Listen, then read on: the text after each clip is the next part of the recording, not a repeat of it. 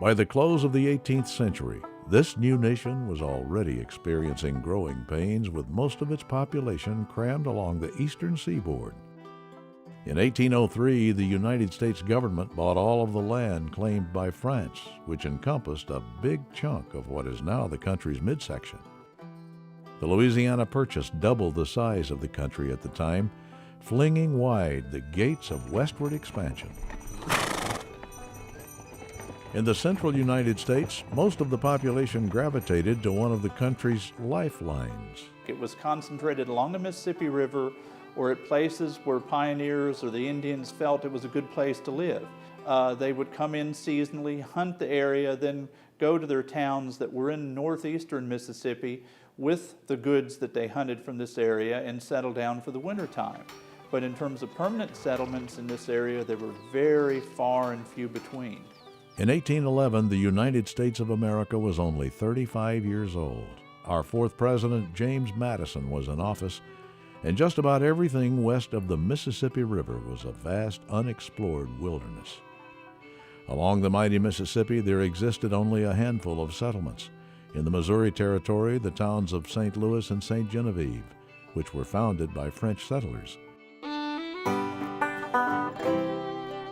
and the village of New Madrid, which lay on the western bank of the river as it crooked north and back south. New Madrid had about 200 people in it, give or take, the town itself. The pioneers themselves were a very scattered, disparate group of people in terms of from all nationalities.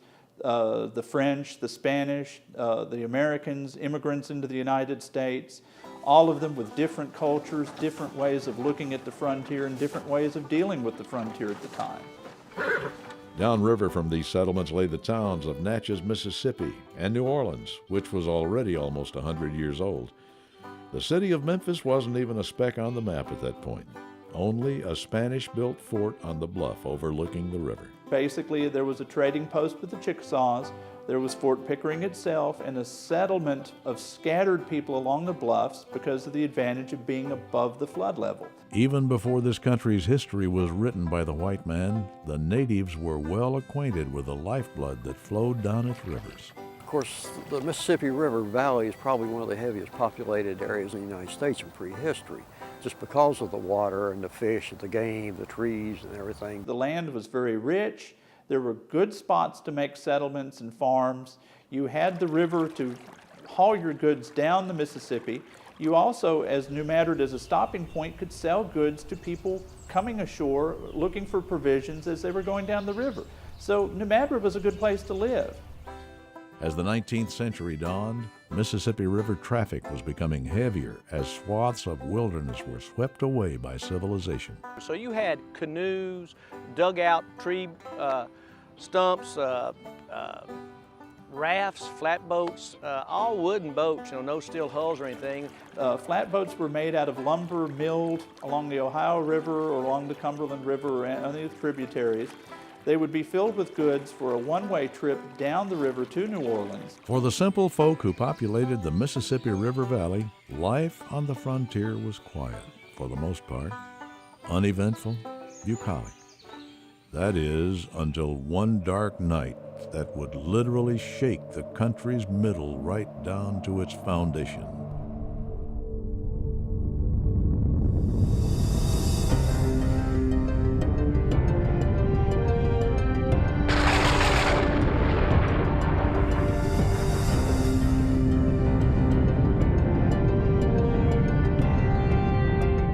Funding for this program was made possible in part by the Center for Earthquake Research and Information at the University of Memphis, the Tennessee Emergency Management Agency, failure is not an option, the West Tennessee Seismic Safety Commission, the United States Geological Survey, Science for a Changing World, and by viewers like you. Thank you.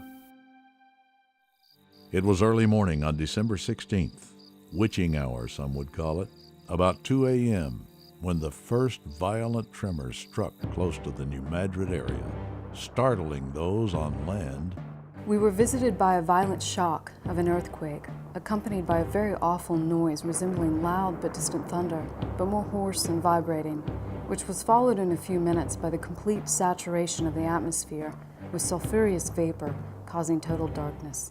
And on the water, we were affrighted with the appearance of a dreadful rapid or falls in the river just below us.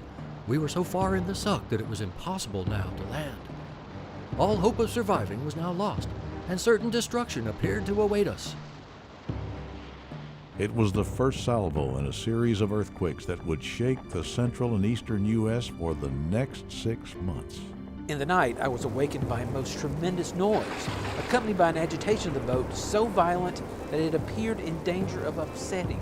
Everywhere there was noise like thunder, and the ground was shaking the trees down, and the air was thick with something like smoke.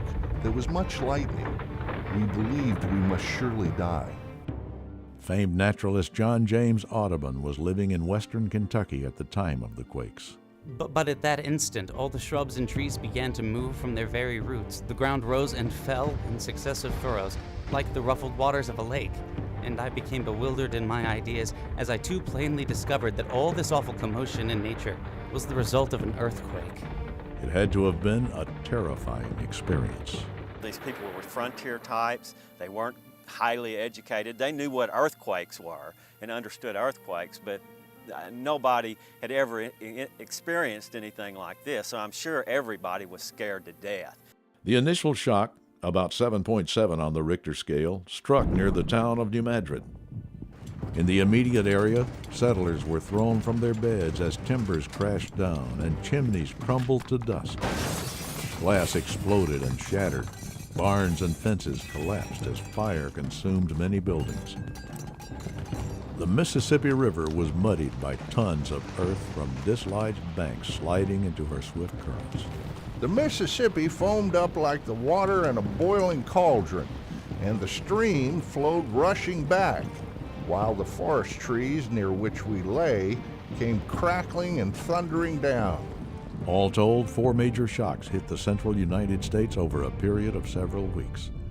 The initial shock at 2:15 a.m. on December 16th was followed by another large one about 8 that morning. Then on January 23rd, a third large tremor struck as big as the first 2.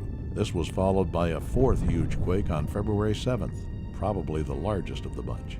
In between these big shocks, and for months after, the area was shaken by almost constant smaller aftershocks. An engineer in Kentucky named Jared Brooks set up, after he felt the first earthquake in December of 1811, set up a crude pendulum seismograph. And over a period of 6 months, he recorded about 1,800 earthquakes that were probably large enough to be felt. So, accounting for the tremors he might have missed, we're talking about well over 2,000 possible earthquakes to rattle the district of New Madrid, beginning on December 16, 1811. From this time until the 4th of February, the earth was in continual agitation, visibly waving as a gentle sea. And on the 7th, about 4 o'clock a.m., a concussion took place so much more violent than those which had preceded it that it was denominated the hard shock. The last big one, on February 7th, sliced directly across the Mississippi River, causing a great deal of consternation to river travelers. These earthquakes were so powerful that they put waterfalls on the Mississippi River, and as you can expect, the Mississippi River here doesn't have waterfalls. There are no rocks. The whirls and ripplings of the rapids were such that his vessel seemed altogether unmanageable, and destruction seemed inevitable. At first, the Mississippi seemed to recede from its banks, and its waters gathering up like a mountain, leaving for a moment many boats on the bare sand. I was awakened by a roaring noise, and if my flatboat load of whiskey had sprung a leak and made the Father of Waters drunk, it could not have committed more somersaults. What it was basically as the fault itself crossed the river, and what they were noticing was the river itself sloshing. Whenever you have some force of that enormous magnitude happening, to them it did look like it was going backwards, but in essence what it was, the river was sloshing due to the force of the fault rupture. The fault line created a sharp upthrust, bisecting the river at 3 separate points as it made a northward loop. The southern edge of the fault was shoved up with an offset of as much as 15 feet in places, partially damming the river and causing her to overflow her banks for a brief period of time until the Mississippi resumed her normal course. However, in the wake of this violent upheaval, in the midst of destruction, something incredible was left behind. Reelfoot Lake did not exist. Prior to the earthquakes, early maps show the Reelfoot area as a river draining into the Mississippi. Not all of the lake was formed by the quakes, so it wasn't like high dry land suddenly became a lake. It was a low-lying marshy area, old channels, old oxbow lakes, a lot of swamp, a lot of marsh. At roughly 13,000 acres, Reelfoot Lake is a wealth of natural resources, one of the greatest freshwater fish hatcheries, as well as home to over 250 species of birds, including the magnificent bald eagle. But out of all that damage did come a lot of beauty. And the beauty of Reelfoot Lake is one of the reminders that we have of the power of nature. Just a great natural area dominated by the large cypress trees, a haven for birds, for fish, and for people. Other curious effects of the earthquakes, which are still visible today, are known as sand blows. The surface of hundreds of acres was, from time to time, covered over, of various depths, by the sand which issued from the fissures. Sand blows occur when a layer of water-saturated sand is topped by a heavier layer of silt or clay. The shaking of the earth forces the sand and water to mix violently. But they go together and liquefy, and the overburden is pushing down on it and kind of hydraulically charges this. So they're seeking a zone of weakness. You may have a crack open up and the sand and water will shoot out in like a cone or like a little volcano over the top of the overburden. These dramatic events are caused by a common earthquake phenomenon called liquefaction. It was the ground motion of the earthquakes that caused the liquefaction process to turn this solid landscape into liquid conditions. Now, sand is made up of little tiny spheres. Now, when the ground starts to shake, those sand grains become more closely packed, and the water between the sand grains is, it's forced out. It has no place to go but up. It can shoot many feet in the air. 1811, 1812, they talk about it shooting as much as, to the tops of high trees. If there's liquefaction, the ground would fail. Whatever's on that ground would probably break and crack apart. There would be damage to pipelines, water systems, electrical systems because of that liquefaction potential. And because there's so many unreinforced masonry buildings in the city, I would suspect there'd be substantial damage to them as well. The earth, as old as she is, maintains her mysteries. However, she does leave behind traces etched deep beneath her crust. Like hieroglyphics, these can be read, studied, her secrets coaxed to the surface by those who understand her language. Running across the floor here is this host material, but also right here, striking this way, is the sand fissure, and here it goes up the wall, and as it comes out, it rips some of this loose and carries it up with it. That is a real good indication of a sand blow. What happened in 1811 was not a freak occurrence, a one-time anomaly. Paleo old liquefaction features that have been dated and show that earthquakes in the last couple thousand years have repeated on average about every 500 years. The Central U.S. has been shaken by large seismic events throughout history, most notably in the years 500, 900, and 1450. Since the huge sequence 200 years ago, scientists have come to realize that what we have here is a very active system, one which takes its name from the frontier town on the Mississippi, the New Madrid Seismic Zone. It runs from about 35 miles northwest of Memphis all the way up into southern Illinois. It's made up of 3 separate fault systems. Unlike the western part of the country, we can see the fault. Ours is too deeply buried, so it's really a look from what the instruments tell us as to where the fault really lies, but it covers a very large area. The New Madrid Seismic Zone lies almost in the center of the country, running in a jagged line from Cairo, Illinois to Marktree, Arkansas, about 30 miles northwest of Memphis. The zone itself encompasses an 8-state region, 8 states and potentially 12 million people who could suffer the consequences of a large quake. Magnitude 7, 7.5 type event we would expect to impact at least 8 states dramatically affecting 7 of those states that fall along the Mississippi River. The outlying states of Alabama, Indiana, Illinois, some of those states would see less damage than you would see in the central part of the fault system. To some, the threat of an earthquake to our heartland may come as a surprise. We're familiar with those which strike the western U.S., which has been shaken many times in the last century. The San Francisco earthquake of 1906 caused much damage and a fire that almost destroyed the city. In 1989, a 6.9 struck the San Francisco Bay Area. 63 people died and thousands were left homeless. The 1994 Northridge earthquake had a magnitude of 6.7. It killed 60 and caused $20 billion in damage. So why are earthquakes more common on the West Coast? The Earth's crust is made up of plates that fit together like a jigsaw puzzle. The constant shifting of superheated rock inside the Earth generates and stores energy, which presses upward against the boundaries of these tectonic plates, which are known as rifts or faults. Basically, it's when parts of the Earth crust is moving past another part on a surface usually that we call a fault, and when it slips quickly, it generates seismic waves that are felt by people. When this slippage occurs, the seams snap like a rubber band, resulting in an earthquake. The western coast of the United States lies along the boundaries of 2 tectonic plates. Most of the world's earthquake zones center around the seams created by the joining of these plates. They rub against each other and stick and then break loose in earthquakes. The most famous plate boundary, at least for Americans, is the San Andreas Fault. However, there are exceptions to every rule, and the new Madrid Seismic Zone is one big rule breaker. Here in the central United States, we're a long way from any of those plate boundaries, where 98% of the world's earthquakes occur.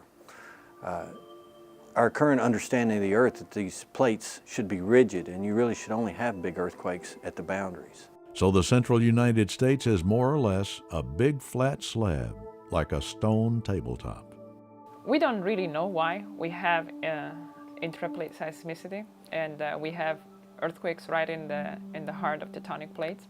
This is pretty much one of the last unanswered questions for plate tectonics. And even though there appears to be no good reason for seismic activity in the central U.S., we have at least 200 small earthquakes, less than magnitude 4, occur each year. And it seems to be occurring at a constant rate.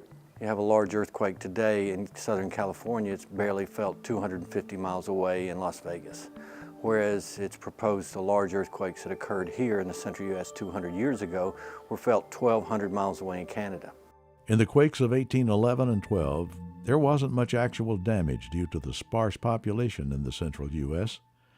However, the effects were felt all across the country, the tremors even ringing church bells in Charleston. It rang for a period of about 10 seconds, and people came up to the church and asked, is there a fire? Because the fire watch was in the steeple at the time, and the gentleman replied back, no, it had not. The bell rang by itself. Scientists believe that the very feature that makes the New Madrid Zone so unusual is responsible for the enormous power of its earthquakes. The deep geology underneath the Memphis area is mostly large masses of hard, cold rocks that are relatively unbroken. There's some big cracks down there like the Bradfute Rift, but compared to California, the deep rocks in the crust, and we're talking 10, 15 miles deep here, are really hard and cold.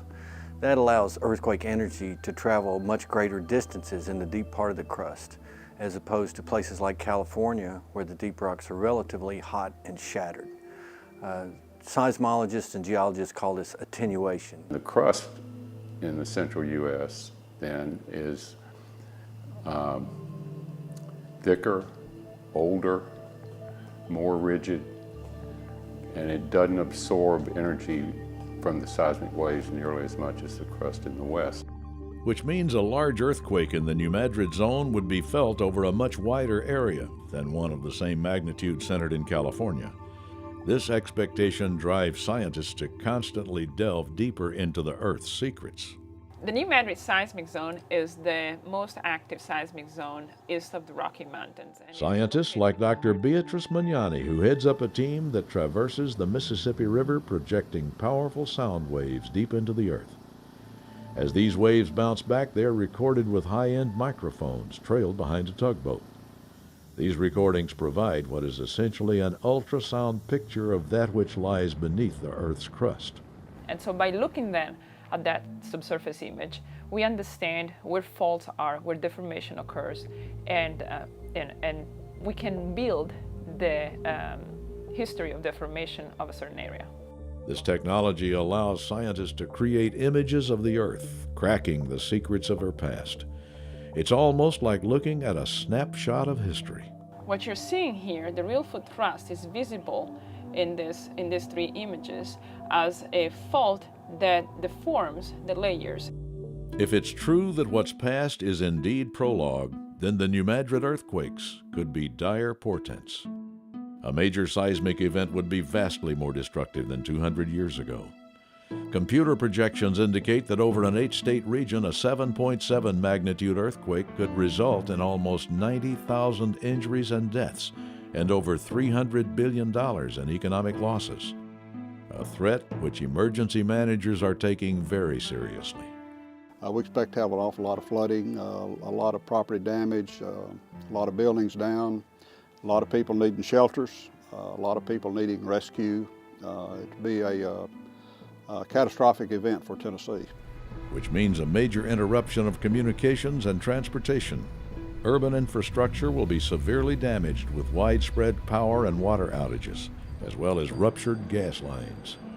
We expect we'll have a number of bridges out, a number of overpasses down. There'll be a lot of fire, and there'll be a lot of fire that burns till the fire goes out. Probably won't be much water pressure.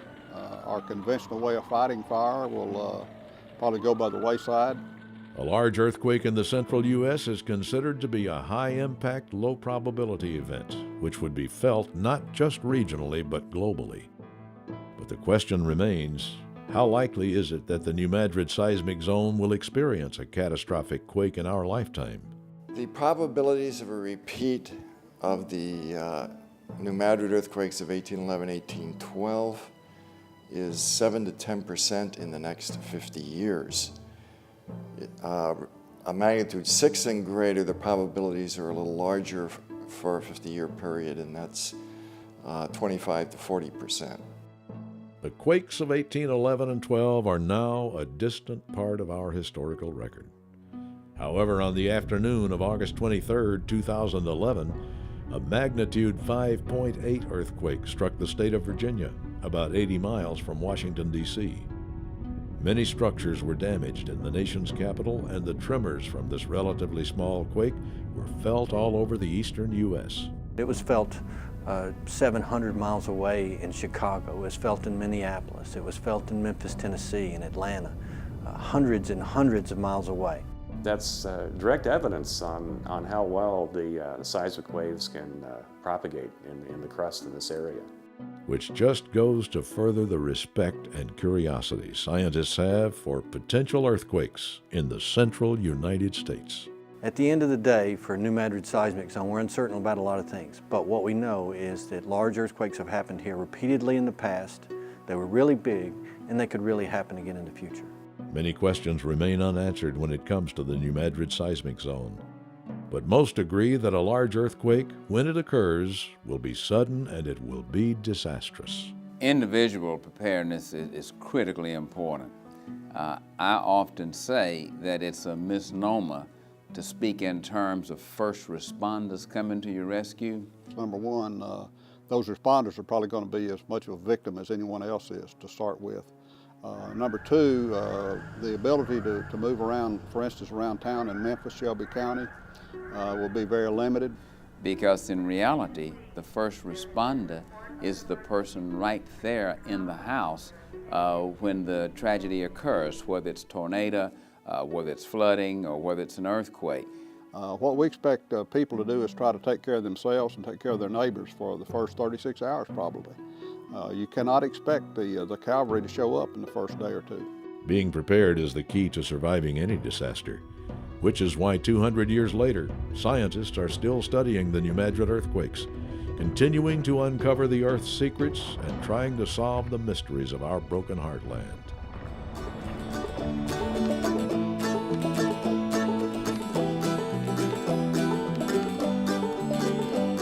They say it rang the church bells in Charleston far away.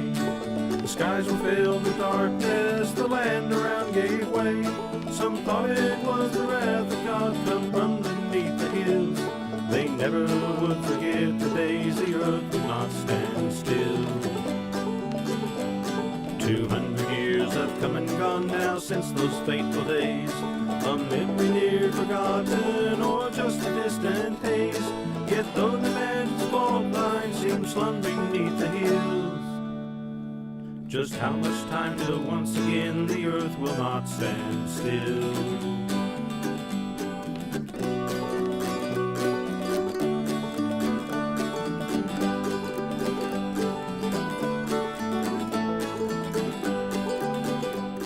Funding for this program was made possible in part by the Center for Earthquake Research and Information at the University of Memphis, the Tennessee Emergency Management Agency.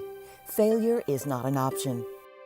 The West Tennessee Seismic Safety Commission, the United States Geological Survey, Science for a Changing World, and by viewers like you. Thank you.